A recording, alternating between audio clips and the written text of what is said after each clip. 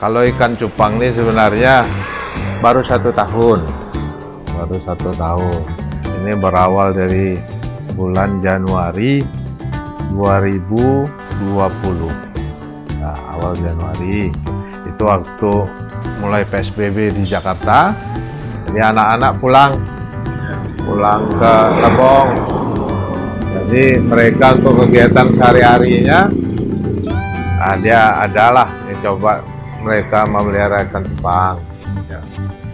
Nah, di awal melihara itu, akhirnya mulai belajar budidaya. Tampaknya di Lebong cocok untuk budidaya ikan cupang. Berkembang banyak. Nah, mulai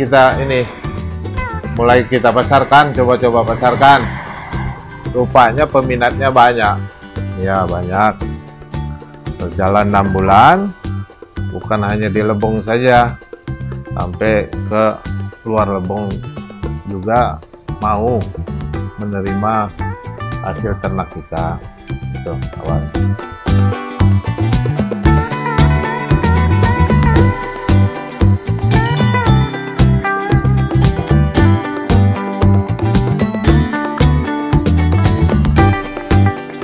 Selain cupang, yang cocok tampaknya cocok di Kabupaten Lebong itu ikan gapi, ikan sepat biru, ya kan? Itu kita budidayakan. Dan jenis-jenis beberapa ikan gapi kita budidayakan sendiri. Kemudian kita juga mau coba tangkarkan arwana. Ya kan gitu. Cuman itu baru bahan yang kita beli, belum bertelur. Kalau ngeliat kondisi Lebong yang airnya masih sangat bagus, ya kita kedepannya kita mungkin coba arwana. Itu peralatan akuarium, ya kan. Kemudian peralatan untuk aquascape, ya kan, dari pasir Malang, media hardscape-nya, kemudian sampai tanaman aquascape-nya, kemudian obat-obatan ikan, media filternya, terus akuariumnya pun sendiri kita sediakan.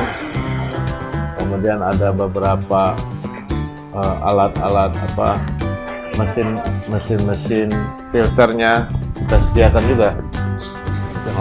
Intinya kalau kita ternak makhluk hidup, kita sabar, terus tanamkan dulu kita cinta sama hewan tersebut, jangan gitu, sehingga dia pun insya Allah kalau kita sayang sama dia ngasih yang terbaik buat kita juga.